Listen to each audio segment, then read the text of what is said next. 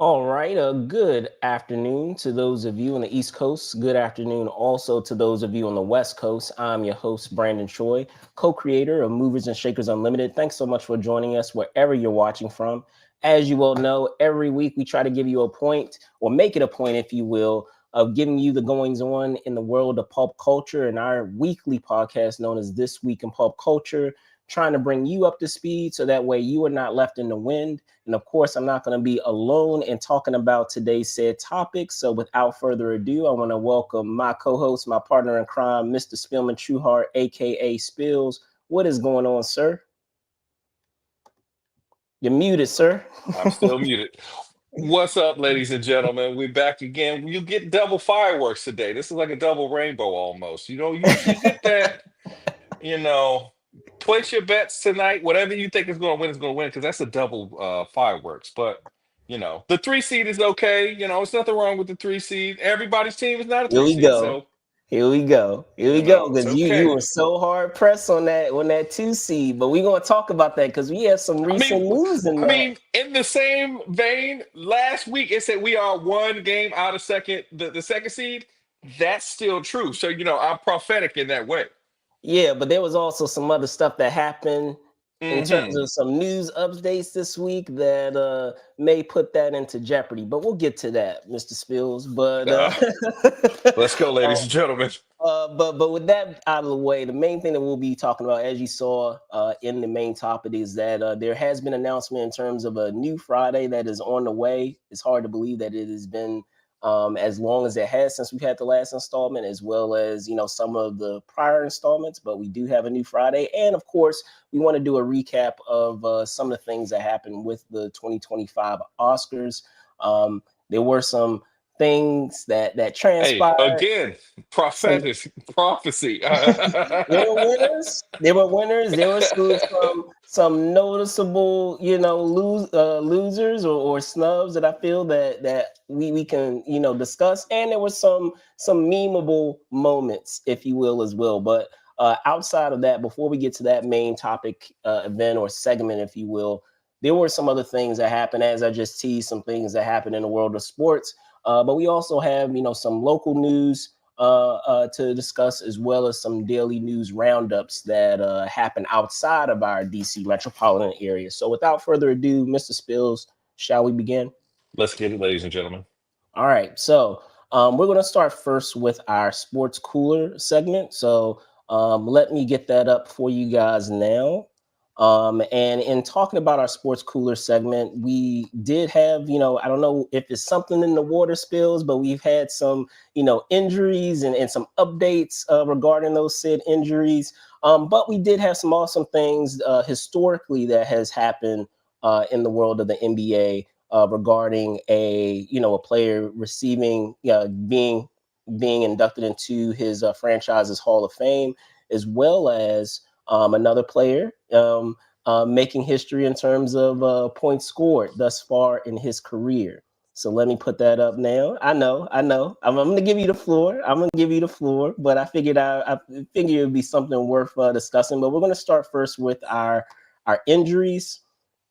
We did have some injuries and some updates to those injuries regarding Kyrie Irving of the Dallas Mavs, and of course Jalen Brunson of the New York Knicks. But in talking about those said injuries on Monday night in a blowout loss against the Kings, star guard Kyrie Irving suffered a torn ACL in his left knee, which will have him, according to a report released by the team on Tuesday, will have him miss the remainder of the season. Meanwhile, across the way in the Eastern Conference, Knicks All-Star guard Jalen Brunson, in an overtime loss against the Lakers on Thursday night, suffered a bad ankle sprain, which will, in more promising news, according to a report released by the team on Friday, will not see him miss the remainder of the season, but will instead have him miss at least 2 weeks of play. As of right now, the Mavs are in 10th place in the West, and the Knicks are in third in the East. But as I mentioned, we did have breaking news that happened, just today, Spills, regarding your Lakers and Mr. LeBron James, of him also sustaining a groin injury, which will see him miss a couple of weeks. So, what are your thoughts on the injuries that have plagued a couple of teams, and what do you feel is going to have the biggest impact among those said teams and players mentioned? Well, I think the biggest impact obviously is going to be with Jalen Brunson. Sure. Obviously, he's the engine that makes the New York Knicks go. Yes. The Mavs famously moved away from him, and if they didn't, they probably may be in a lot better place now that Kyrie is gone. Sure. Second, obviously, would be LeBron. His injury wasn't as quote unquote bad, but it's a groin injury. It's something that he's had before, so it's something we watch out for. But I think that he'll be back. They said 1 to 2 weeks. That's not bad. But obviously, Kyrie going down. It just seems like Kyrie and the new season of this show, the Mavs and the new season of Daredevil, a lot of the same themes. It seems like everything bad is happening. It's just like, man, it's Charlie Oh, Brown over there. It's just, hang your head. It's not a good time. So I just, the injury bug definitely was going around. They kicked Luca in the head last night. It was terrible. I don't know why he was running back on somebody getting a dunk. You got to stay out of the way for stuff like that. But also a wild event move, kicking him while you're still in the air. That's smart. You're like, hey, I didn't know he was down there. Sure, Al Horford. Sure. but yeah, and speaking to that, Spills, I guess one thing that comes to mind for me that is interesting when we're talking about the Knicks. I mean, they have other players, that can do damage. You still have Cat on the team, but a lot of times, and we can both agree this, or maybe you don't agree with me, is that Cat is going to be an important piece for them, but I don't see him being the lead engine, if you will. I don't see him being that person that's going to lead the way. I feel like he's always going to be a number two. He works, functions better in the success that we've seen him prior of being able to be a Robin to someone's Batman. So I'll be curious to see in that time, those couple of weeks that the Knicks don't have Brunson, if he's able to step up and be that leader that the Knicks will need him to be.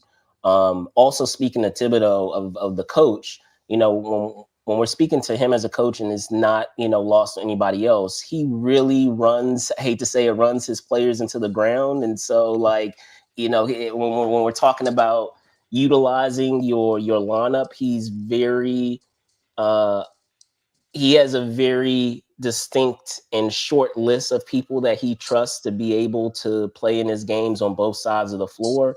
And so I don't know if that's going to work to their disadvantage going forward of now playing Cat probably even more than what was playing before, now that one of his stars are down. So are the Knicks able to stay afloat is definitely going to be the question. But with that in mind too, the upside to this is that it will force Thibodeau and that franchise to allow Brunson to get some rest that he may need for the postseason. So even if it's not a injury that is like a season ending, as is the case with Kyrie, at least it will kind of force their hand and allow him to be able to get some rest, which will be needed, as they go forward into the playoffs, which is, believe it or not, it's hard to believe, Spills, not only about a month and some change away. But and speaking to the Cavs, I mean, it's crazy the season that the Cavs have been having in terms of the amount of injuries that they've had. Um, Mavs. their remaining schedule. I looked at their remaining schedule. It's not too bad. So like they do have games that are winnable. Out of those games between now and when the playoffs start, which is, as it so happens, starts on my birthday, April 19th. But I'll be curious to see if they'll be able to kind of hold the ship and still kind of remain afloat with the schedule that they have. Because considering the teams that they're playing and within this last month is not impossible for them to be able to still have some pride in terms of their effort and still manage to win games. But I will say this, Spills, and you might know where I'm going with this. This might be a blessing in disguise. Blessing being that we do have a certain event that is happening in May that I'm sure a lot of teams that are, struggling right now are looking forward to. You have an idea of what I'm talking about? The playing game. Not even a play game, the Oh, lottery. oh The yeah. lottery. So are they gonna purposely tank in order to be able I feel to? like they're too far out of the race because they're the 10 seed right now. I mean, they are, but I'm saying in terms of those games that they have, and I mean, you can pull it up if you want, because I They don't. are the 10 seed. They're 32 and 32. So No, I'm that saying with their means remaining games. I'm saying with the their remaining upcoming games, schedule. they Okay, have we were going to pull winnable this up, games ladies and in there. gentlemen. Yeah, they have some winnable games in there. Um, but because let me see, let me pull up what we have from them, because as I said, they are in 10th place. But in terms of some of those games that they have, I can go down some of those. All right, so Some of they're going to those, get a. They've got they've got the Spurs tomorrow on which the is 10th. winnable, They're which is going to win that winnable. game. They probably well. I don't know if they're going to win that game because Fox is But I'm still on the saying it, floor. They still have an with All them Star not level having player. Wendy, Sure, with them not having it's actually Wendy, a I feel like that's a winnable game. back to back against the Spurs. They're going to lose to the Rockets on the 14th. On the That's fair. 16th, they're going to beat the Sixers. The Sixers are Exactly. That's what a I'm dog saying. They have show. winnable games in there. Um, they're going to lose to the Pacers because the Pacers in the hunt. They're going to lose to the Pistons. I don't know. They'll They probably might get the beat the Pistons. Nets. No, they're not They going to might lose get the to the. Pistons. If the Pistons are going to be, if the Pistons are going to try to make any noise this year in the surprise that they have done in the standings, they need to beat Oh, I this agree with Mavs you. team. I So agree with you, but I still I believe haven't. that they are motivated to not let a team without any of their players beat them. But the They'll probably Nets, beat come the on, they're going to Nets. beat the Nets. They're They're gonna going to beat the beat the Nets. Nets. They're gonna lose to the Knicks. So I mean, that's what I'm saying. Like They're gonna lose to the there Magic. are winnable games in there in this last Yeah, stretch of games that they have. It's not impossible, but is it going to be worth it if they know that they're it's not really not. competing for a title? So are they just going to tank so that way they can see what they can get in the lottery, which is happening in May, by the I way. feel like we will know. We don't know this because neither of us have looked this up. But if Yeah. they have a draft protected pick, they're going to tank. If they don't have a draft protected pick, they'll try to make the playoffs. Okay. Um, Okay. Fair enough. that's how I see it. Fair enough. Fair enough. So, and speaking further to the NBA portion, if you will, of what we have with sports cooler talk, and I'm sure Spillman will appreciate this. And talking about Mr. LeBron James, he finished in this past week. He was able to cross a major benchmark in terms An of what unbreakable he's thus far milestone. thus far in his career, and that's of course dealing with earning or hitting the 50,000 combined points in regular season and postseason thus far in his career. He's the first player ever to do so, to be able to hit that said benchmark, and this was in a blowout win against the Pelicans on Tuesday night. He finished with 34 points, pushing his regular season record to 41,871 points. And he's also the leading scorer as it stands already in in postseason history with 8,162 points. So, Spillman, I know you're chomping at the mouth. Go ahead. I will give you the floor to say your piece.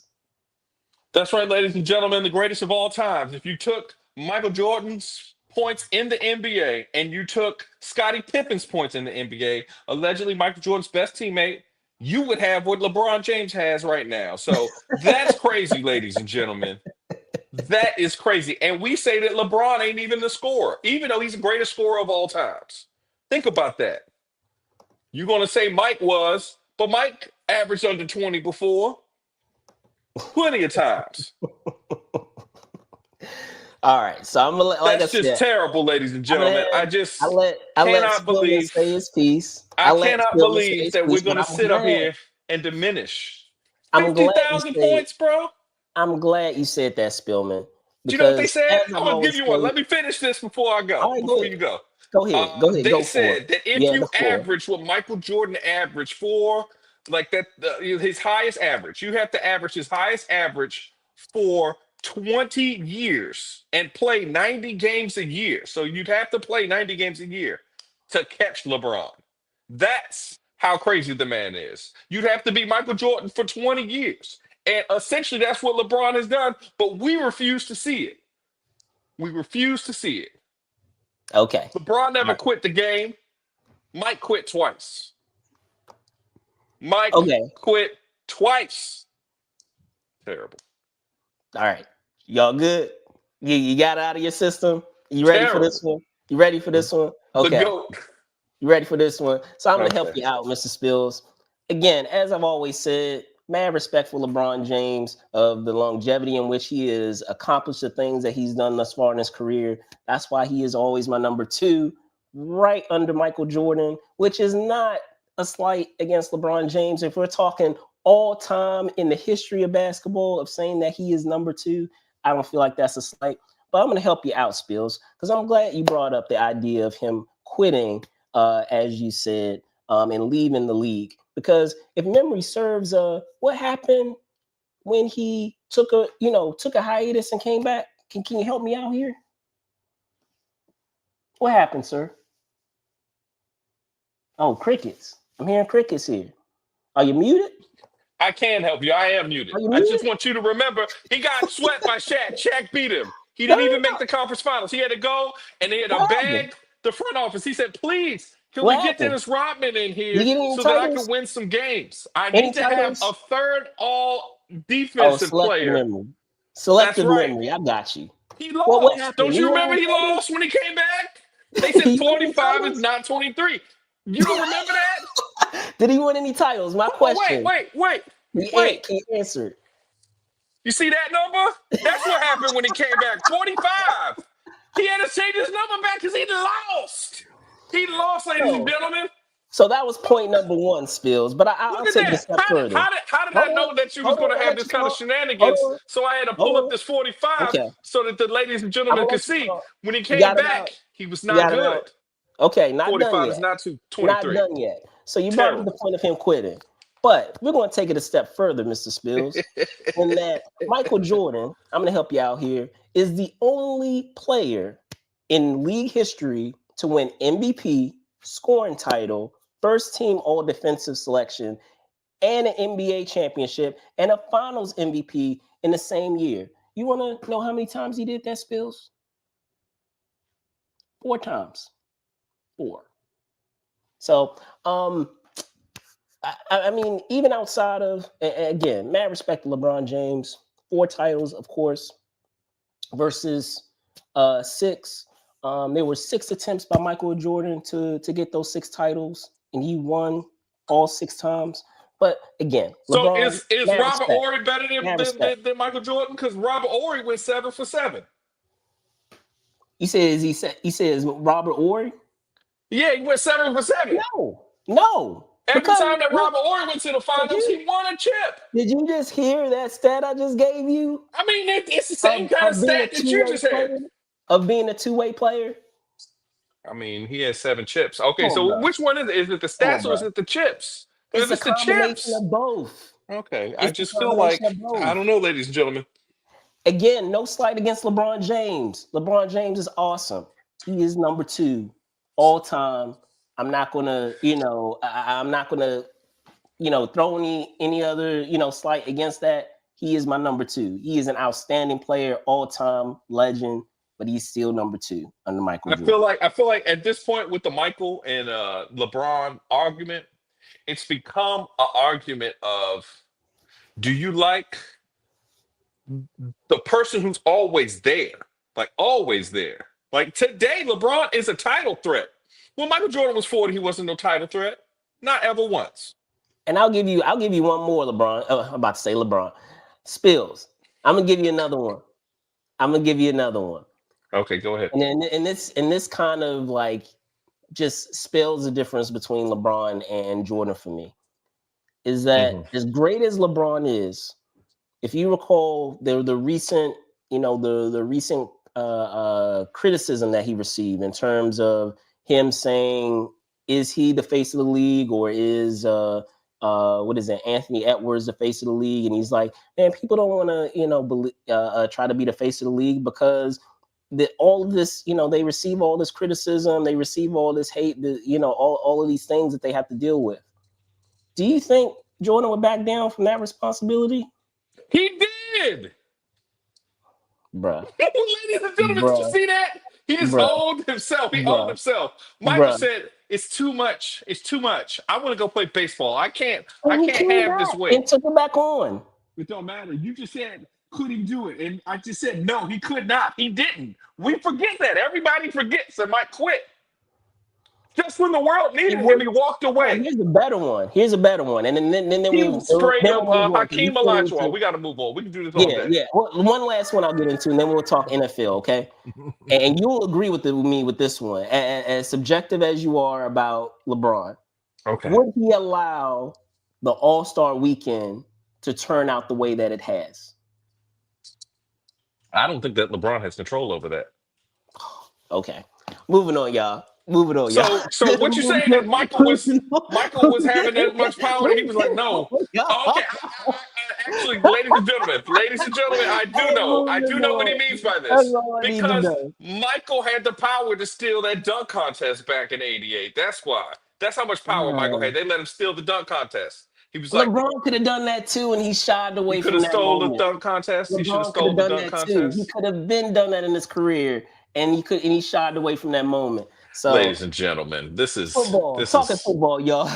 this Oh is no, I'm sorry. just We got one more basketball. So outside a of, quick hit. A quick hit. yeah, outside of the impressive feat again by LeBron James. Again, shout out to LeBron James for hitting 50,000 in his career in terms of points. We had similar greatness that was announced by the Orlando Magic, by their CEO, Alex Martins. And basically, this past week, he had announced that who you can see here, franchise great Dwight Howard, aka Superman or Superman 2.0, will be inducted into their franchise's Hall of Fame on Monday, March 24th. Just a little bit about Howard for those who may not know his story. I don't know how, if you don't, if you are familiar with basketball, but I will help you guys out. He was selected as the first overall pick in the 2004 NBA draft by Orlando. It's crazy to believe that was 21 years ago, Spills. I remember that draft. He played 8 seasons with the Magic from 2004 to 2012, and in that time he appeared in 621 regular season games with 620 starts with Orlando, averaging 18.4 points a game, 13 rebounds a game, 1.5 assists, 2.16 blocks per game, and just better than a steal per game, and 30 or a little over 36 minutes played while shooting 57% from the floor. Additionally, he also appeared and started in 57 playoff games with Orlando, averaging 19.9 points per game, 14.4 rebounds per game, 1.4 assists, and nearly 3 blocks a game and 39 minutes played per game while shooting 60%. So his average actually went up in the postseason. During his tenure, he was named the All-Star, All NBA First Team in 5 consecutive seasons from 2007 to 2012, the most of any player in Orlando history, and was the all-time was an All NBA third team once in 2006 to 2007. So before that, those 5 consecutive seasons, he was third team, and after that, again, he was first team in that 5-year tenure following. In the 2009 and 2010 season, he became the first player in franchise history to be named to the All NBA First Team unanimously. He was the first player in NBA history to win the league's Defensive Player of the Year award in 3 straight seasons from 2008 to 2011, earning NBA All Defensive First Team honors 4 consecutive times from 2008 to 2012. He was second team second All Defensive Team the year before that 4-year tenure. He was named an NBA All Star 6 consecutive times from 2007 to 2012, leading all vote getters in 2009 and 2012. And I bring that point up because that was also during LeBron's era that I want to Oh my mention. God, you guys, do you hear this? Named to the NBA We don't even All say Rookie that when first. Magic Johnson won in '93. Like this is incredible, ladies and gentlemen. But My God. last but not least, Howard Oh, stands as the Orlando Magic's all-time leader in points scored with 11,435 points, 8,072 rebounds, 1,344 block shots, 3,330 3,366 free throws made, and minutes played at 22,471. So those are all time leads that he has amongst that franchise. Spillman, what are your thoughts on Howard being inducted into the Orlando Magic's Hall of Fame? obviously Laundry he was list very of deserving. accolades. He was very deserving of this list. I feel like we don't give Dwight Howard his just due, especially this version of Dwight, the Orlando Yes, Magic version. yes, indeed. He was a very bad man. It hurt my feelings when Kobe was too mean and old to pair with him in the right way. But that was just incredible. I think that Dwight's time, four all defensive teams and four first teams, and the same year four NBA first teams, all NBA first teams is crazy. Those kind of stats to me really show what kind of caliber of player you are. If you do that multiple years, they're not messing with you, ladies and gentlemen. I know some people will try to say that there were no centers during his era. And Oh, they'll be there like, were. Oh, there there were were. plenty of sinners. There There were were plenty plenty. of sinners. As a matter of fact, versus the type of league that we have now, which is more focused on the wings and having guard skills. Hmm. I feel like Howard was unfortunately towards the second half of his career became a casualty of the league changing because during his heyday it was very much a league that had big men and the stereotypical big man that you would assume of being able to post up, of being able to block shots. You didn't really see any big men really stepping outside. I mean, you had your misnomers here and there with Nowitzki and a few others, but like compared to the way it is today, where a lot of times you have a stretch five or you have a stretch four versus someone who is like a bat what is it, a guard or a basket protector or rim protector. Hmm. It's not really, the game isn't really like that, like it was 20 plus years ago when he was playing in his heyday. So people really, as you said, sleep on how good Howard was because he was dominant at that time. But another facet of that, which is interesting, is I know that there has been a little bit of unfortunate beef. I guess I don't know if you've been following this. Apparently, there's still beef with the OG Superman versus the 2.0 Superman. Just squash it, man. Give him his flowers and call it a day. Like, it doesn't take anything away from you and how dominant you were, but you have to also give the props where props are due. That in his day too, he was also dominant. So In the words of the great Nasir Jones, hating is misplaced admiration for sure. Because obviously, since Shaq retired or really left the league, he took that 2004, mantle. when it's definitely been Dwight Howard. He's been the best big man in the last 25 years, outside of Shaq, after Shaq left, after the 10-year Shaq. So, last 20 years. 'Cause you could say Shaq's career was basically over in '06, '07. After that, that was just window dressing. But just Dwight, all time great. I think you could argue maybe a top 15 big man of all time. Maybe he redeemed his career getting us that chip. 2020, ladies and gentlemen. In 2020, we I remember knew it was gonna Dwight come got back it for around. us.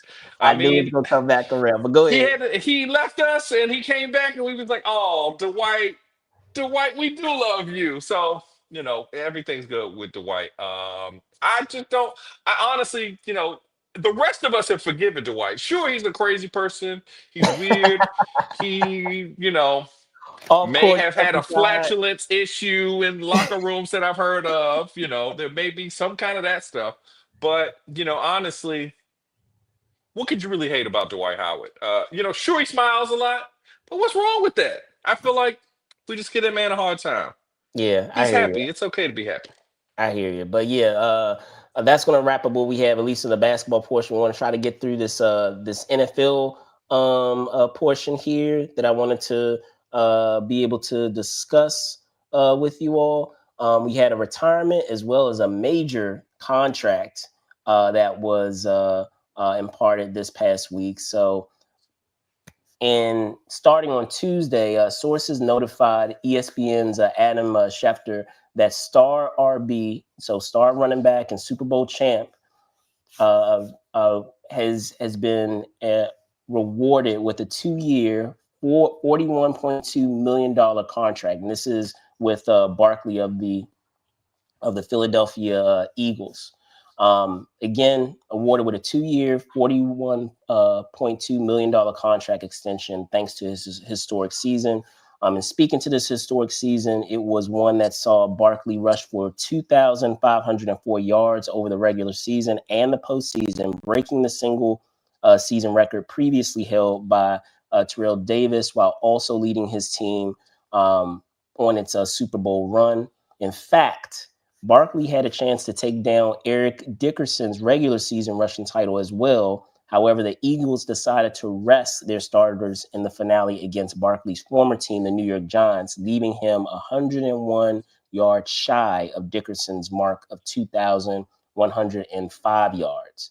The deal apparently includes 36 million in guaranteed money at signing, making Barkley the NFL's first running back getting more than 20 million per year, as he, that being Barkley, has the ability to earn an additional 15 million in incentives and escalators. So, additionally, and then we'll dive into our thought spills. Last but not least, with this sports cooler section, we also had the retirement of Mr. Jimmy Johnson, who, on his appearance on the Herd with Colin a Coward on Monday, announced his retirement from Fox Sports after being a part of its NFL coverage for 31 years.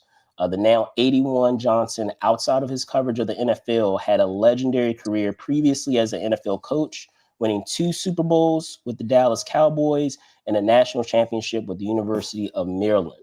So, Spillman, uh, Miami, University of oh, Miami. Miami, I apologize. Yes, yes. University of Miami, apologies, in 1987, yes.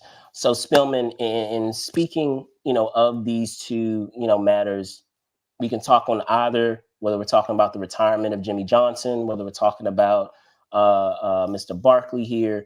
What are your thoughts on the contract here, as well as what we had with the announced retirement?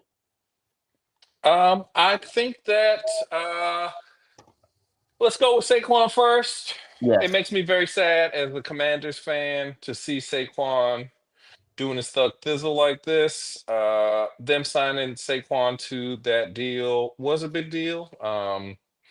Until they make that tush push illegal, it's going to be a problem with the Philadelphia Eagles. Or until one of them gets hurt or something, it's going to be a problem because you just can't. The tush push is like a 3 yard play, and you get 4 tries to get 10. So if it's 3 times 4, that's 12. So you know theoretically they could just do that play over and over and over and over and over and score every single time. So to me, it's just unstoppable. Adding Saquon back, one of the biggest blunders in sports history. I feel like the Giants letting him go, especially to a in conference rival. I mean, in division rival. You just don't do that, ladies and gentlemen. You just don't do that. So The rich get richer. And I will also say this is the crazy thing is kind of gives me some deja vu of the situation with Luca, right? In that he's still in his 20s, folks. He's not even in his 30s. He's what, 28? So, good on the Eagles of being able to kind of lock him down as a player because if you notice, they were very specific in terms of that contract of it wrapping up by the time he's 30. So they're able to revisit that and see, okay, where do things stand now? Are you still the player that you were, in terms of what you were producing a few years ago, or are you starting to drop off? Because when we're talking about running backs, out of all the positions that you have, those are one of the few positions where that shelf life doesn't last as long as some of the other positions on average. So it's while it can seem insane that they're paying them this amount of money, you can't deny the impact and how much they needed him this past season, and them being able to secure having having those best years of Barkley's um, in the next couple of years. So I feel like while it seems a very expensive decision, I feel like it is a shrewd one in that, yeah, they're paying them a lot of money, but they're paying them a lot of money for a very finite window. And then they have an opportunity of trying to revisit doing a new contract versus, other contracts where you're locking them in 5-10 years. I feel like something like that would be dangerous, but just to do 2 years, I don't think it's that unheard of considering the season that he had and considering how old he is. So Yeah, for sure. And then just to talk about Jimmy Johnson quickly, yes. class act. Hate that he's a Cowboys coach, but love that he hated Jerry Jones too. Jerry messed up a great thing with that. Did you see that, ladies and gentlemen? Egos getting away of stuff. Sometimes you just gotta be like, hey, the man is winning. The man is winning. Just let him stay here. And ever since then, because of the spite of Jerry Jones, they haven't sniffed a conference finals since Right. then. Right. Right. Mm-mm-mm. And I did realize we did have one last thing before we move out of sports cooler talk, and that was regarding a cancellation as well. And that's with Around the Horn. I'd be remiss not to bring that up as well. That was announced this past a week. It was announced on Tuesday by ESPN after more than 4,900 episodes and 23 years since its debut on November 4th, 2002. Around the Horn would air its final episode, or it will air its final episode on Friday, May 23rd. For those unfamiliar with the show, Around the Horn features host Tony Reali and his rotation of 4 daily national sports media panelists who attempt to earn points and avoid being muted by Reali as they offer their perspectives on the biggest sport topics of the day. Spillman, this was crazy to hear because this show has been such a staple in terms of like my regular viewing when it comes to ESPN. What are your thoughts quickly on the announcement of this of Around the Horn ending? I feel like Around the Horn ending is crazy. Such an influential show on the rest of television. Yeah, I think yeah, that the talking head format that they had has really influenced cable news. yeah, But I think this is also indicative that TV is dead, man. yeah, Like stuff like this that is very cheap to produce and should make money. People don't watch it anymore. So it's like, yeah. where are we going with the future of these networks? Because like with the onset of the streaming wars, people don't pay for TV anymore. They've cannibalized themselves. They've appified themselves into relegation with Disney Plus, and it's kind of sad because stuff like this goes by the wayside. It's the ecosystem, ladies and gentlemen. But TV truly has changed. It's just not TV anymore. It hate to Yeah, sound like an old man, but it's no. You're absolutely right, and I second everything that you said. So I won't beat a dead horse in that the way that people consume their content has changed, and the idea of getting up and turning on cable and flipping across channels is not the norm anymore. You have a lot of folks these days that are cutting the cord, and you have people that are enjoying streaming. You have people that are enjoying YouTube and other platforms that they're getting their sports content. And on top of that too, you have this, right? You have podcasts like us and others. And I'm not going to put us, That's right. We steal it from Part the Interruption. That's right. We but yeah, killed it. we have folks that are creating content themselves, and people are watching that also. So they're producing their own content. So there's not as much of a reliance upon other sources to be able to receive that content. So I feel like this is a just an example of how media consumption has changed in today's environment when we're talking about sports. So. But that is going to wrap it up for what we have with our sports cooler talk. I wanted to be able to switch gears to a topic surrounding birthdays.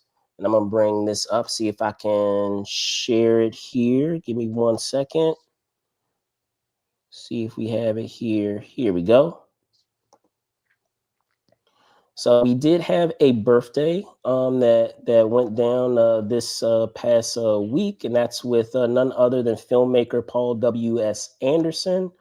Um, this past week, his wife Milla Jovovich on Tuesday took to her social media to celebrate her filmmaker husband, who she first met, of course, doing the film Resident Evil, and spills.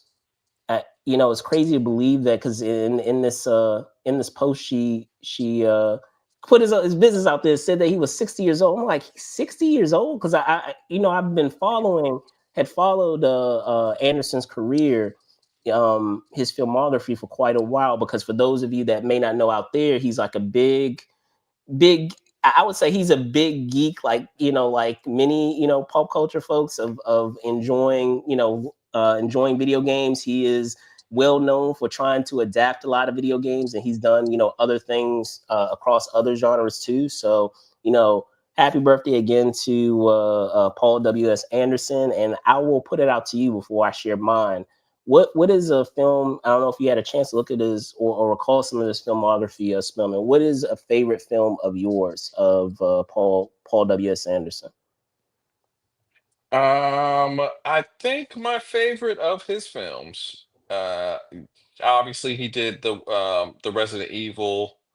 Um, you might have to say it. He's got bangers. He definitely has bangers. Um, I mean, I know for me, if we're really I going would back, dare say the Mortal Kombat movie. I feel I like was his gonna best say movie is that. Mortal Yeah, Kombat. I I was feel gonna say that. like, But go ahead. Outside of Mortal Kombat, are there any others?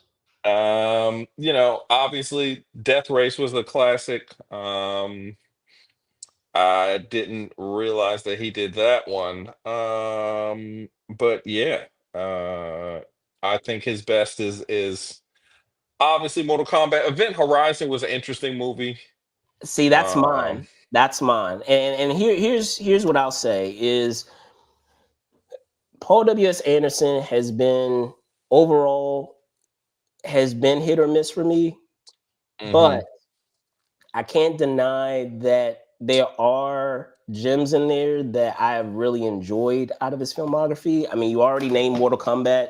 As much as people may have issues with its sequel. We don't talk about part two. Part two in my mind doesn't exist, but the first one is a lot of fun.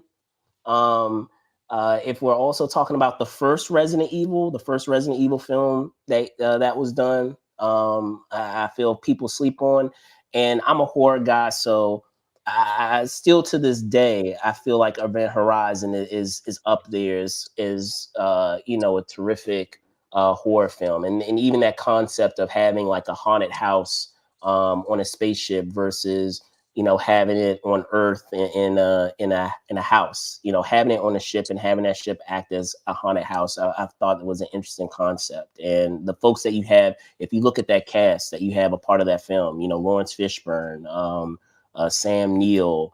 I'm brain farting it on his name right now, but he was Lucius Malfoy, Jason is it Jason Isaacs, Hmm. terrific.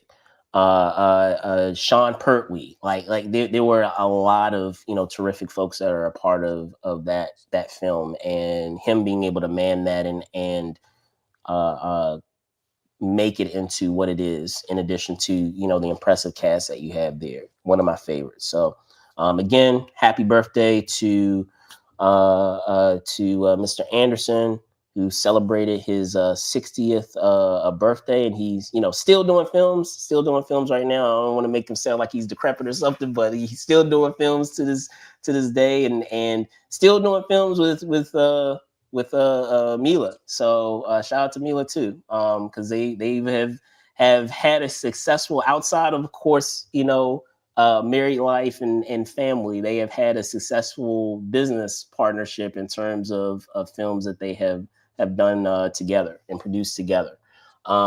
So moving on to legacies remembered. We do, if you recall, last week we did talk about some passings that happened, and one of them that we talked about, of course, was Hackman and his wife Arakawa, and their cause of death and the mysterious circumstances regarding their said passing. So now there has been update in that regard regarding what transpired with their said passing. So this past week, in talking about an update regarding their cause of death, at a press conference on Friday, Chief Medical Investigator Dr. Heather Jarrell revealed that Arakawa, who was 65, died of, and I apologize if I'm butchering this, but hantavirus, a pulmonary Hunter virus. Hunter. Hunter. Okay, Hunter pulmonary syndrome.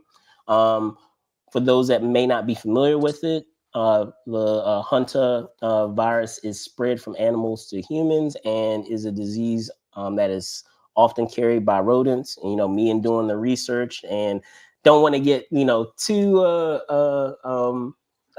gross with it, but it's spread by infected rodents with urine, feces, and saliva.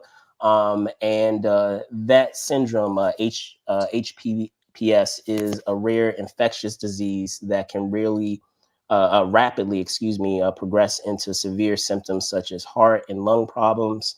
Uh, in fact, it can resemble many other respiratory illnesses. So a lot of times, it's hard to diagnose when it initially occurs.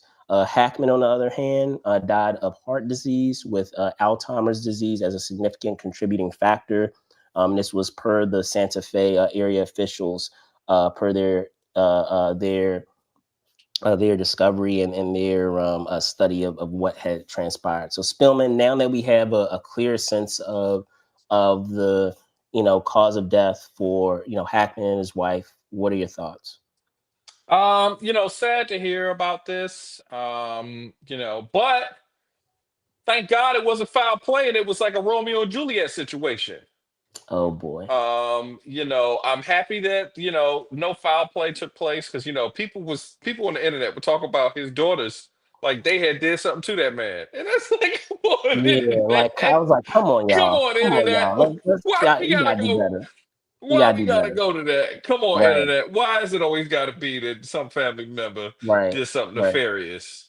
Like right. that man was living his life. They're his grown children. He's been out the public eye for like 30 years at this point, ladies and Yeah, gentlemen. yeah, yeah. Indeed, indeed, indeed. So, Sad to see this, but good thing, no foul play. and at least, as you said, at least there's a clear sense of what transpired, because prior to that, all of what you said aside, it just seems such a strange circumstances of how of how both parties passed away. So I'm glad that there is some, closure now, and we have a clear sense of what transpired. So again, rest in peace to both Gene and Betsy, and yeah, and condolences to family and friends as well.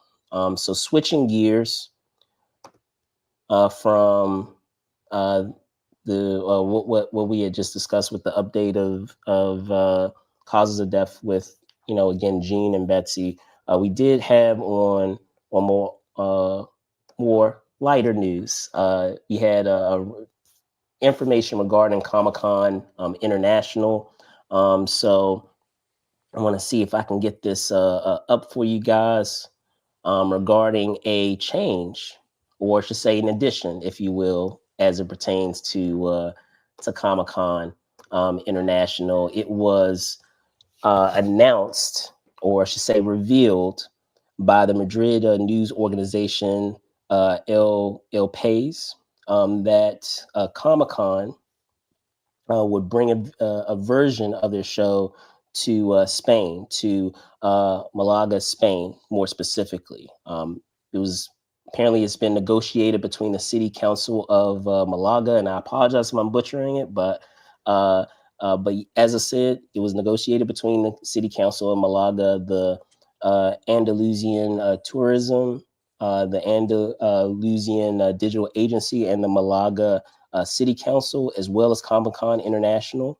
A full announcement is expected to drop tomorrow, giving further details of what it's going to entail. But Spillman, what are your thoughts on there being a Comic Con happening in Spain?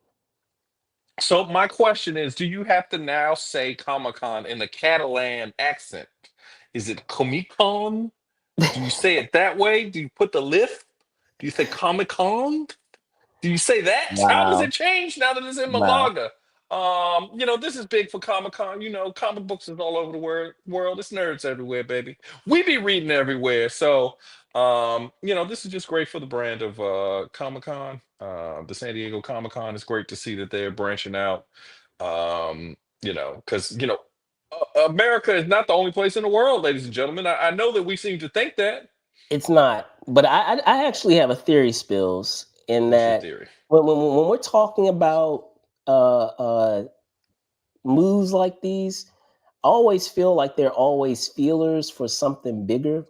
Because like, don't get it twisted that there's a reason why the show is called Comic Con International, and why they've gone with that. And I feel like, and I could be absolutely wrong with this, but I could be Nostradamus when it comes to this as well, in saying that I think that this is a concerted effort for them to kind of test having Comic Con International not be a show that's strictly in San Diego, but it's going to be a show that is literally an international show, where instead of you having, get rid of San Diego, just call it Comic Con International. And instead of them having the show in San Diego, in California, which, don't get me wrong, there is a lot of sentimental value of having the show in San Diego, is that now they could have the show get hosted across the world in different places every single year.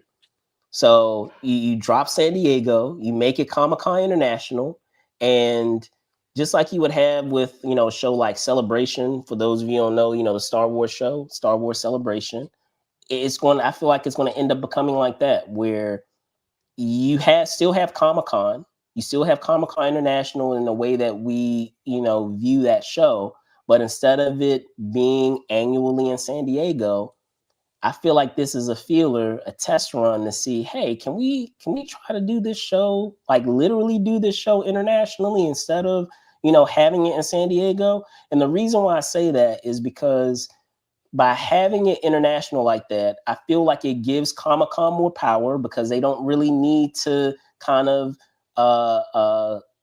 compromise with one place. So in this case, they don't really need to compromise with San Diego all that much.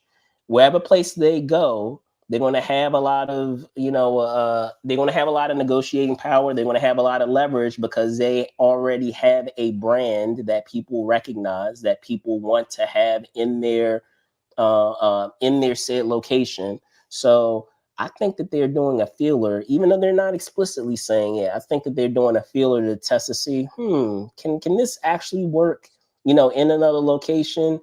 And if it does, then maybe we might need to rebrand this and not have it be called San Diego Comic-Con, but instead literally have it be called rebranded as Comic-Con International, and you can just have it wherever you want to have it, across the world each year. Your I thoughts? I like that kind of, but I feel like Comic Con International is a lot of words. They have Nerd Olympics right there. They could just name it the Nerd Olympics, and then it could be literally, they could do one. They wouldn't have to, that way, they would have to do it every year. Because that's when you lose people, is when you're doing it every year. People can't fly all over the world every year. We got stuff to do. We got haircuts to buy, all kinds of stuff. It's Yeah, stuff that we we got just to talked do. about that, how We got expensive things are. stuff is expensive. So if you do it every 4 years, you do the Nerd Olympics every 4 years, and nerds get together and bid, and then they have little nerd sections. That would be incredible. They could have nerd committees to get together. It'd be different delegations of nerds from all over the place. I think that would be great. But Comic Con International, I think you're right about this. But again, I think the once a year international, that's too many times a year. Like, I know that nerds like to spend money on figurines and stuff, and maybe nerds do have the disposable income to go to something like that internationally once a year. To me, though, I feel they need to space it out. Well, no, that's what I'm saying. I think we're saying the same thing. What I'm saying Yeah, is that they want to get rid of San Diego entirely. Once they wrap up the contract, the small little extension that they have with San Diego, I feel like they're going to wrap. If they see that it can be successful in this small capacity, and especially if it kind of, even in that small capacity, the expectations in terms of what they sell gets blown out of the water, they're going to keep doing these little feeler shows. And when they see that it's starting to pick up steam, they're going to say the hell with San Diego Comic Con, and they're just going to make it Comic Con International. They're going to rebrand it. You heard it here first. They're going to rebrand it Comic Con International. They're going to take off San Diego, and they're just going to have it. They're going to have the show every year annually, but they're going to have it in different parts of the world every single year. They're not going to have it in the same place, and it literally will be Comic Con International. So we'll see. sure, that sounds cool, but I think that they should stick with San Diego and then do one. Because they I feel like San Diego is such a brand. I feel Exactly. like when companies go away from what they're known for, you often you get into dangerous waters that way. I feel like, That's why I'm you saying it's know, not going to be drastic. That's why I feel like that's they're going drastic to. to get rid of the San Diego part, because that's what they're known for. It's not even the New York Comic Con anymore. It's the San Diego Comic Con. And the New York is the OG, but I just feel like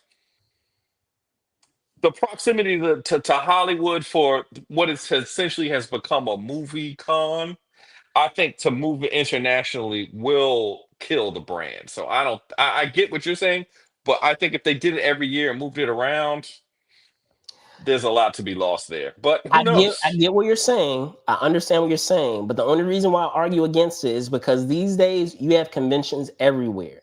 You have conventions in Africa, you have conventions in Germany, you have conventions in France, and you have A-list stars that go to all of those places. So I don't think that that's going to be a discouraging factor for actors and other guests to go. If anything, I feel like it may, entice them to go, because a lot of times when these guests are going to a lot of these shows, they're using it as an opportunity to be able to visit that said place too. Outside of San Diego, when you have a lot of those guests that are coming to these other conventions outside of San Diego, they use it a lot of times as an opportunity, to bring their family to enjoy the sights and sounds of that said venue, that said space, that said place. So I don't know. I think that it could be an opportunity that they are, like I said, just like you said, you put feelers out there when you're doing a business. A lot of times you're putting feelers out there, you're testing things. They still have some time right now that they're still going to be in San Diego. But in the meantime, That's why we're seeing all of these crazy things that they're doing. Like they did the cruise, right? I didn't go on a Hmm. cruise. They did the cruise this past year. Um, they'll probably try to do the cruises again. They may even take it a step further and do a cruise and have the cruise go to the said location, that the annual location that Comic Con is going to be, if they decide to, use that format. So there's a whole plethora of things that they could do. But as I say, I think that there's a bigger thing at play with them deciding to do that. But we'll see. We'll see. But it'll be fun to find out if I am right, if I am indeed right. I Um, think but you will be. I think you but will uh, be. but speaking of conventions, we did have a convention that happened locally, and what we have with our local news with none other than BLERDCon. Let me see if I can get that up for you guys. Give me one moment. But yes, BLERDCon transpired this weekend, commencing on Friday and wrapping up just today. And just to give you, a little information about BlurCon, as I said, it takes place here in the DC metropolitan area in Virginia, more specifically. For those unfamiliar, the event celebrates and highlights blur culture and creates a marketplace of ideas where sharing that culture can take place with proper context and positivity in an inclusive environment. Spillman, I don't recall. I had a chance to go this past weekend and attend this past weekend, but I don't recall if you had a chance, or in the years that they've had the show, if you have had a chance to go. But um, if you haven't, or if you have, in either case, what are your thoughts on having BlurCon return this weekend? And then I'll share, my experience. I have not been able to attend a BlurredCon. It has been something I've been interested in. I've just now noticed that there's the DC in the logo. That's great. I've never noticed that before. That might be new for this logo because I've seen the No, logo no, that's a before. regular thing. No, that's a regular Okay. thing. Yeah. That's pretty cool. Whoever did that, good on you. That's a very good use of the hidden messages that they say subliminally you're supposed to use to rope in people to your messages and themes. But I just, obviously, I like the expression of the culture. Um, Good for, I hear a lot of people do great meetups. They see each other, come into town for a good time. So I think it's very interesting. How about you? I believe you moderated this year. Did you moderate anything? I didn't moderate this year, but in speaking to the show, I did have an opportunity to attend, and I wanted to pull something up real quick because it is related to the point that or a top portion of my discussion that I did want to um, get into. Uh, Not coming up now, so good, but I would say in general, it's always great to be able to go to this show because I feel like it is an important show in terms of its mission of just as you saw there of what it stands for and representation. And it's also awesome that it's here in the nation's capital, that I don't have to travel elsewhere to be able to have it right here in our backyard. um and also in lieu, and we tried not to be massively political in the show, but I will say, just in terms of what the climate is, and the pushback that there has been against DEI and diversity and inclusion and all those things, and the pushback for that I feel like more than ever a show like this is important. um Now, with all of that being said, and let me see if I can bring this over now and see if I can get this shared. I did have some, issues. There are some things that are great. If you're a gamer, there's plenty of things there for you to be able to enjoy, in terms of different artists and different exhibitors. There's a plethora of different options and things that each of those exhibitors and say artists bring to the table in terms of variety of different cool things that they that they have on display at the show. And then also, which is it seems like a small thing in terms of the catering options. There's a nice selection of catering options. A lot of times, the show will partner with different food trucks and different businesses that have food trucks, and all of those food trucks will be there in that said location for you to have options in terms of your food needs. So all of that is great. The one thing that I would like for there to be tweaked is the I would say probably some of the communication pieces. And the reason why I say that is because upon arriving at the said show, one of the things that ended up becoming kind of frustrating on that first day is just the idea of where you get your badges. A lot of times when you're talking about a con, that is a given. That's something that is need to know information, regardless of whatever type of badge you have, whether you're an attendee, whether you are an exhibitor, an artist, whatever the case may be. Those are one of the key things, one of the key givens that you're going to have to deal with going to any convention, any expo. And I feel like in terms of what was shared of being able to get your said badge, it was not easily communicated. Um, and and I took a look at it because I was like, maybe I'm just like being too difficult, or maybe maybe I just didn't like read through it, but it didn't in the email that I had in terms of being able to do badge pickup. It didn't say specifically where I needed to get the badge. It only said that you needed to get it from registration. So I had to actually go there, and this is a bummer too because I've gone to BLERDCON before, and let me see if I can bring this up now and share this with you to kind of give you a sense of what I mean with that frustration. Okay, good, I have it here. So let's see if you guys can see this. I'm sharing the map with you guys. Hopefully you can see it now. So BLERDCON was held at the Hyatt Regency. I don't know if you can see my arrow right here. Are you able to see it, Smells? I think you're muted. Let me see. I think you may be muted, man. But I just want to make sure that folks can see it. But are you able to Yeah, see? yeah, I can see it. Okay, Sorry about that. I okay. was on a mute because it was background noise, ladies and gentlemen. No worries, no worries. But yeah, so this is where you actually have BLERDCON, and so normally, and I'm gonna try to see if I can maximize it here. Normally, you would be able to buy your or get your badges right here at the courthouse. That's literally next door. That's normally where in past years where they've had registration. So me thinking that it's going to be the same as it was last year and not having it communicated, I went to that place and found that it was not there.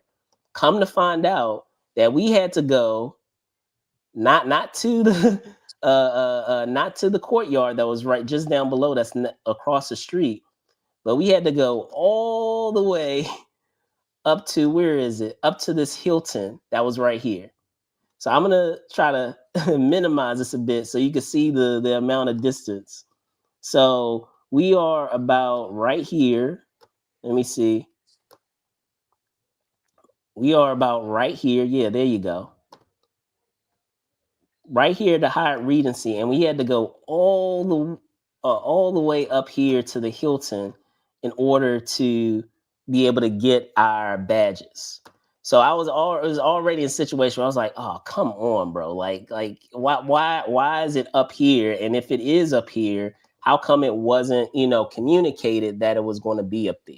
So I would say that. I would say signing, like just signage in general of, specifying where things are would have been helpful and would have made that experience helpful. Now, outside of all that, it was great to see, a lot of familiar faces. As I said, the artists are awesome. The exhibitors with, what they bring to their tables, is always memorable. But I just wish in terms of that communication piece of the logistics part, is tweaked going into next year.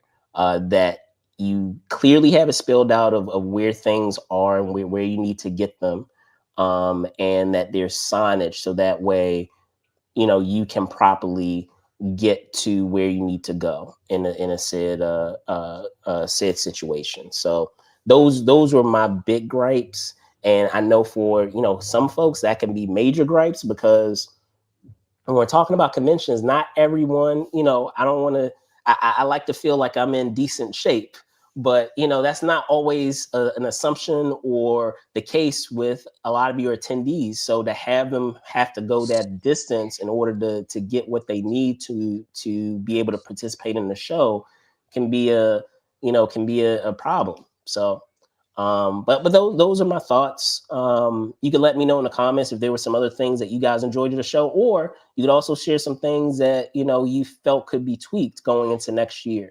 But Spills, I love to have you, come along. I gotta, just remind me next time, and I'll try to see if we can, get you in there with you and Julian, get you in there. Enjoy the show. But yeah, always great to go.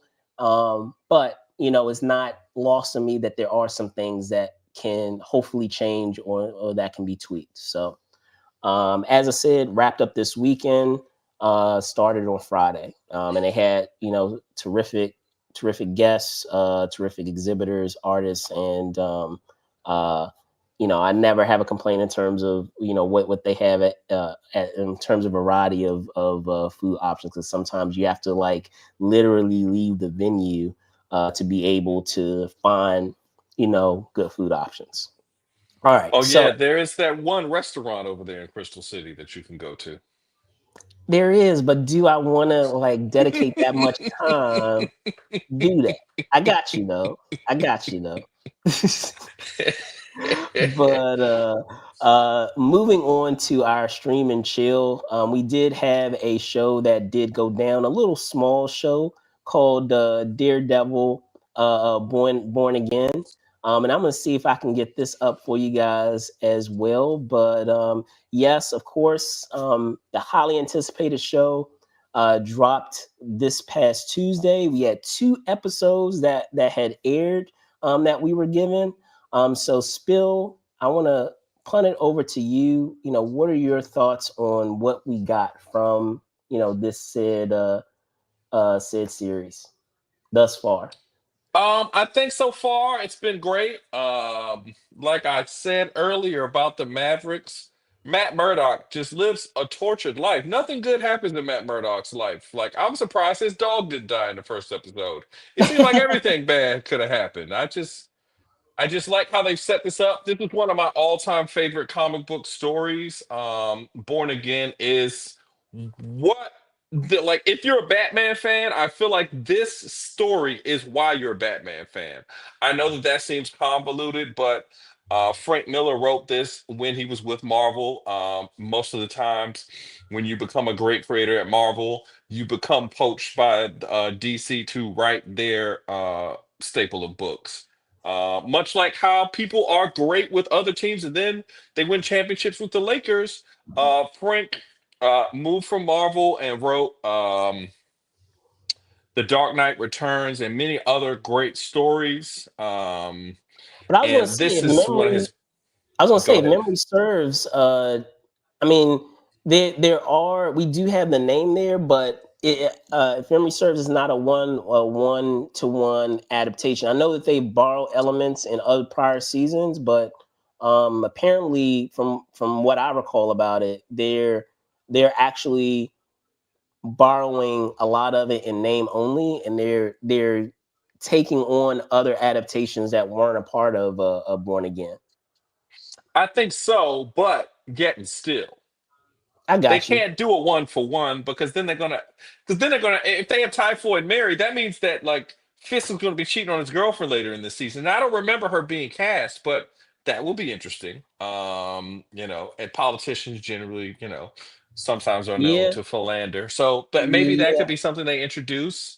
They're already kind of pushing that Karen Page gets into a different kind of lifestyle already because she's very upset. So I mean, it feels like it's style elements, but everything is an adaptation at the end of the day. You can't do everything one for one. But this is the greatest Daredevil story, arguably one of the greatest comic book stories ever told. Did you have any like? Were there anything? So overall, for you, it sounds like you enjoy those two episodes. Was there anything for you that you felt like was lacking, or that you didn't like out of the two episodes thus far? I haven't watched the second episode. I've only watched the first episode. The first episode Okay. was great for me. I've been Okay. kind of running around all week, but Yeah. again, the scene with Matt taking off his mask at the beginning. Obviously we're not going to do too many spoilers, but Yeah. I Yeah. just think it's just a great use. I kind of worried that they wouldn't be able to catch the tone of the original Netflix show, and it seems to have Indeed. Indeed. translated. We talked It about that a seems to lot. have Yeah. translated. Yeah. Yeah, yeah, for sure. And I think, speaking to your point about that, I feel like maybe that likely played into why, for those of you that are not aware out there, they reshot the entire thing. So like they did do some episodes of this said series, but then they went back to the drawing board, completely scrapped the episodes that they shot, and then came back and did it again. And perhaps, likely in them redoing it, they realized, okay, this first iteration that we were trying to do is too watered down. Like, we really need to recapture what people enjoyed about the Netflix, iteration of the show, and really push the envelope. Out of the two episodes that we did have, I would definitely say that there was a lot here that you could enjoy. I'm sure that there are some folks that had issue with one of the what transpired with one of the characters. Again, I'm not going to go into spoilers, but um, we do have an OG character, and something does transpire that maybe folks aren't happy with, in the first season. So we'll see. But I do have my theories on that. I do feel like they have a bigger thing at play with that said OG character going forward. But again, we will see. But I'm happy to see that they were able to keep kind of the mature element of the show, and I'm excited to see how it progresses further, and how they mesh this officially into the MCU. Because we have to be honest, when we had the Netflix iteration, it was very kind of wishy-washy, kind of sketchy on how it all fit together. And I know now there's really going to be more of a concerted effort to kind of have it milled within that universe. So I'll be interested to see how they accomplish that going forward. I'm interested to see that as well, but I just feel like, I mean, they kind of did that with the cameo in the She-Hulk episode, which, even though people on the internet may be upset about, I feel like what happened because Matt Murdock is pretty charming. I mean, why wouldn't he, like, close a deal? I feel like you guys are just mad because you have no Riz. Even without eyes, he's got the Riz. You don't have the Riz, ladies and gentlemen. Don't be upset on the internet. It's okay. But yeah, I think that they have intertwined them. I still hope that they keep a character like Daredevil a street level character. Not all superheroes fit in with, like, space stuff, because Daredevil's the blind man at the end of the day. I feel like, in space you kind of lose, like, what is his radar going to bounce off of? Right, Just a vacuum. right, right. Just a vacuum, ladies and gentlemen. So I don't know. But I'm very interested to see the rest of the season. Indeed, indeed, indeed. So that's going to wrap it up for what we have with Stream and Chill. And finally, we have come upon our main topic segment that we're going to be doing, at least for this week, because I know a lot of times, depending on the week, these said segments rotate in terms of being our main topic. But this week, it will be film and TV talk. And we have two things to discuss. And you saw it here in the background as I, take down what we have with Daredevil here. We had, of course, the 2025 Oscars that happened this past weekend, or say last weekend. And we also had an announcement this week as it pertains to last Friday. It was announced by Mike Epps on the Breakfast Club this past Tuesday um, that they are in fact doing the next installment of Friday, and then on the other end, and talking about the Oscars, we did have some news, or should say, we did have some surprises, and we had some unexpected uh, uh, um, some surprises and some unexpected wins. So Spillman, we could talk Oscars, or we could talk about last Friday. I will leave it in your court on which we talk about first. I want to talk about last Friday first. Okay. In the immortal words of Faison Loves, why you playing with my emotions, Smokey? I hope that this is real, ladies and gentlemen. Obviously, they've had ample time and opportunity to make one of these movies. Seeing Day Day and Craig as old men at this point, because that's what they are, will Yeah. be interesting. I feel like they can't get into as many hijinks. I hope that this is not another movie where we see the character from the other movie's son, but I feel like this is going to be it.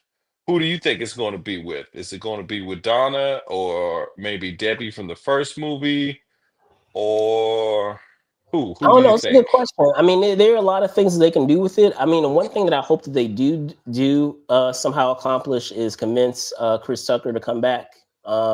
Even if they decide to never do another Friday, it would be so cool to actually have him come back, kind of like assembling all the Avengers, right?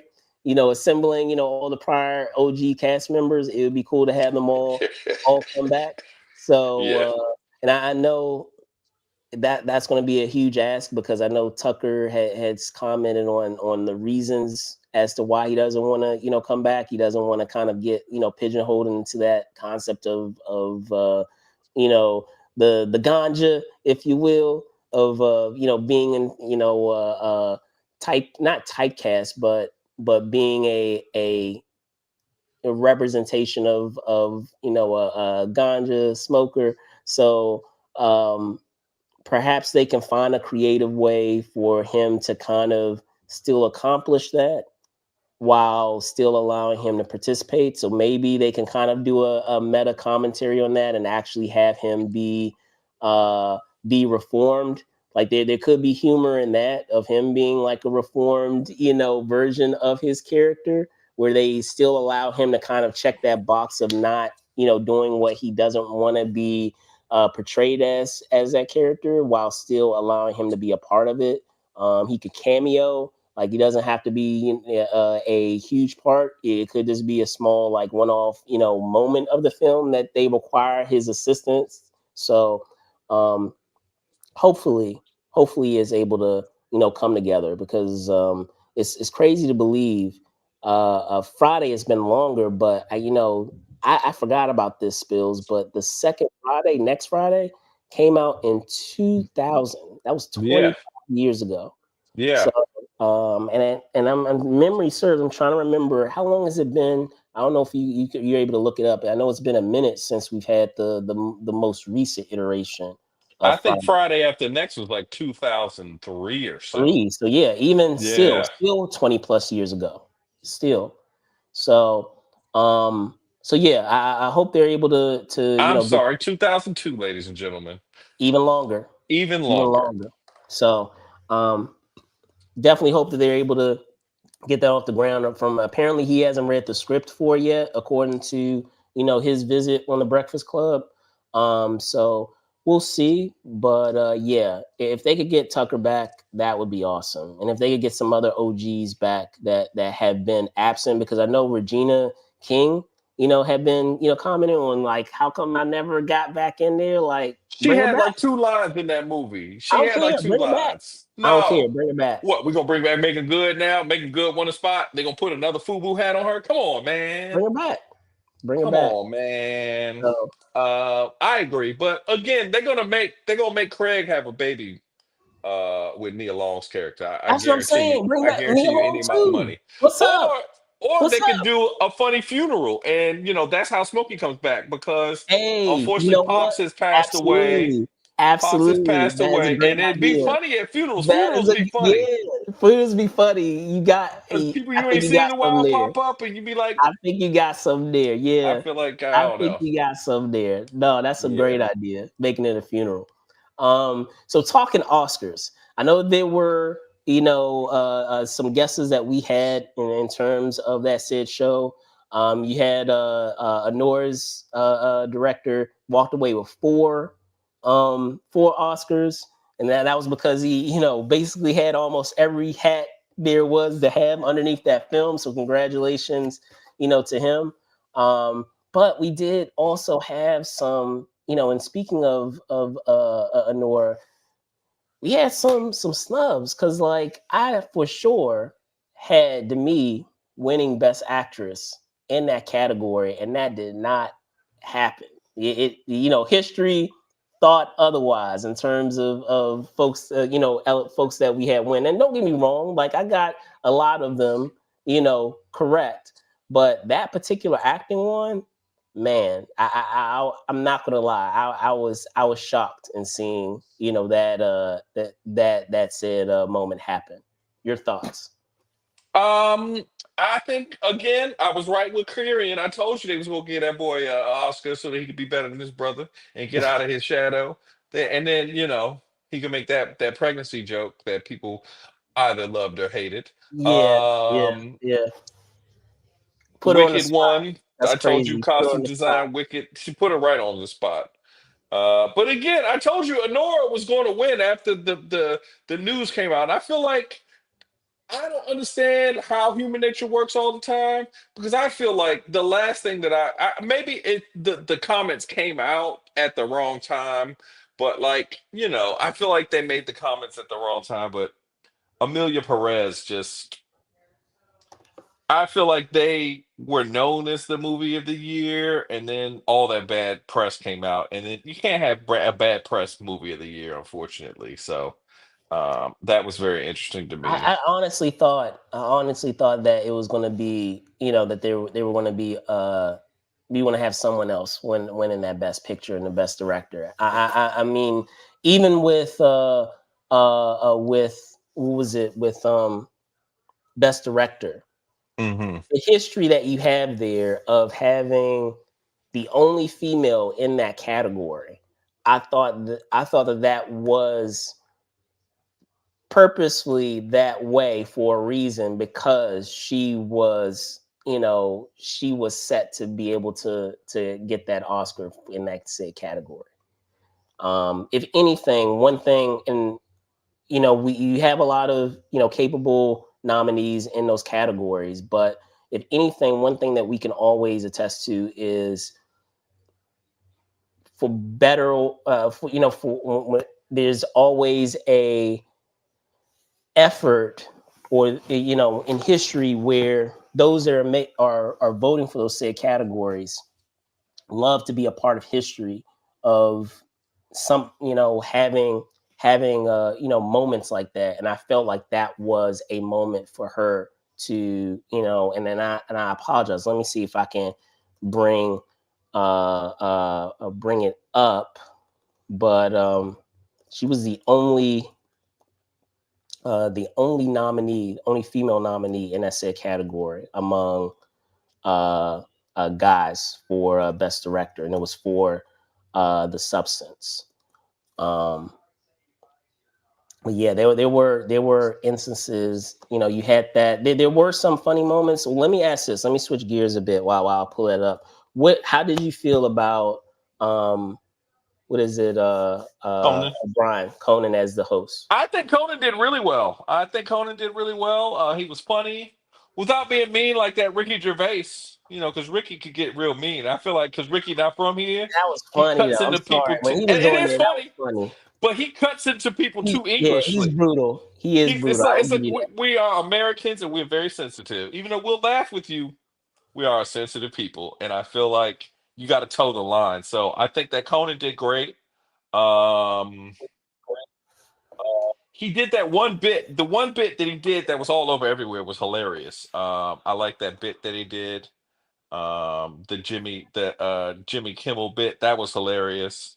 Um, I was gonna say the wrap it up segment where it was him talking about there are two things that we're gonna do. We're gonna do a slightly disappointed Lithgow expression. mhm. They cut to Lithgow, and then they had what is it? We're gonna do your first headshots, and then they had a picture of what is it? Timothy Chalamet as a Oh yeah, as a what was it as a fetus in his mom's womb. That yeah, was that's pretty funny. good. Yeah, that's funny. But I don't know. Overall, he was okay. Like I didn't think that if we're counting him among some of the other hosts, he wasn't he wasn't on among the worst that we've had, but I don't feel like he was like if I were to compare it against other hosts that we've had, I think that there have been other ones. Like I still feel like Ellen did a terrific job, with being a host. And of course you can't. And he, he tried to he almost like stole his thunder. I feel you can't go wrong with Billy Crystal either. So Billy Crystal is iconic. So in terms of the him being a host of the Oscars, but yeah, I don't know. Like outside of the acting awards, hopefully there will be another opportunity for Demi to be able to step into that into earning that award or being nominated again. It seemed like all the stars had aligned for her to be able to win, but guess it just wasn't in the cards this go around. But I'm trying to see, and I apologize, folks, for because I want to make sure that I'm not butchering her name when I'm talking about this uh, said filmmaker. I always say Farjat, but I believe it's Korlai. Yes, Korlai Farjat, and I apologize if I'm butchering the pronunciation of your last name. But felt that in terms of what she was able to bring to the table with that genre, because let's be honest, when we're talking about genre related stuff like that, that's horror, and not only horror but body horror, to be able to uh, still have something to say with that said film. And don't get me wrong, there are a lot of shock moments in it, and there's a lot of spectacle in it, but it's not spectacle just for the sake of spectacle. Like there is something that is being discussed and addressed among all of that spectacle. And what she was able to accomplish with that, I felt that she was absolutely deserving in terms of winning that best director award. And I know sometimes what'll happen is when there is a tough decision where you do have two nominees that are neck and neck, what'll happen, they'll split the win of best director for one nominees, it seems like, and then for best picture they'll give it to another nominee. So, but even in the category that she had, I felt that she was deserving. But were there any ones that were kind of like snubs to you that I know you said that there were some that you felt were givens, but were there some that you felt like they should have earned that award and they didn't? No, I don't think so. I think that who won. Obviously, I figured that Honora was going to win big after the whole situation. So I feel like, if anything, I feel like that may be the snub, because I feel like that was affected more by the outside world than actually the body of work. Mhm. Um, but otherwise, I feel like everyone that I thought was going to win, my main man, Kyrie, and I'm so happy for him. Um, I can't imagine how good Macaulay and the rest of the Culkin family feels for him, Well, especially no, that. Macaulay was they actually did do a story regarding that and him being extremely happy, like emotionally, like tearful that he was happy that his brother won. So, Yeah, because um, I can't imagine, like, if I was like that like I, successful that young, I wouldn't imagine how that would affect my brother, and to see him be so successful as adults would really warm my heart, because it's almost like it'd be like if Tito became famous at the end. He never did. Tito And was then at the end of the famous. day, like, and I Yeah. feel like when it comes to siblings or family, I feel like you just can't win. I feel like society wants so badly for them to be at each other's throats, and I don't really see that with them. Like, it may be that case in terms of their respective relationships with their parents, from what I understand, but amongst each other as siblings, I don't. From what all intents and purposes, from what I've seen and what I understand and observe, they are very supportive in terms of their respective careers. And then outside of all of that, Macaulay is doing fine. A lot of people, he's, you know, family man. Like, he still consistently is working. As a matter of fact, he's going to be in the new season of Fallout, which I'm excited to see what character he's going to be playing. He's supposed to be in the upcoming second season, so he's doing fine. There is nothing really there where there needs to be a competition between both of them. And as I said, for all intents and purposes, from what I've observed, they seem to have a great relationship and be supportive of each other. So, but that is going to do it for what we have with this week in pop culture. I want to thank you guys so much for hanging with us and talking about these said topics. If there are any things that you felt that we missed, or stories that you wanted to chat about, make sure you drop it there in the comments for us. Outside of that, as always, I'm going to punt it over to Spillman, and he can give you his 2 cents of where you can find him. Ladies and gentlemen, you can find me at Truly Spill on Instagram.com, or Instagram, the app. Most people use the app. Most of us don't use the .com unless you're creeping on other people's profiles. I hear that's the best way to look through people's profiles without, like, alerting them to your presence. I've never done that, though, ladies and gentlemen. I've never looked at anyone's Instagram page on Instagram.com. Back to you, Brandon.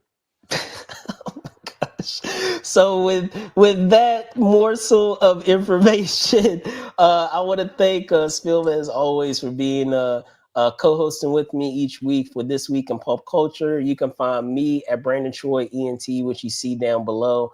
And also you can find me at Brandon Troy _ENT on Instagram. With that out of the way, thank you guys so much for watching. Be safe out there, guys, and see you soon. Peace. Peace. Share the love, ladies and gentlemen. That's right.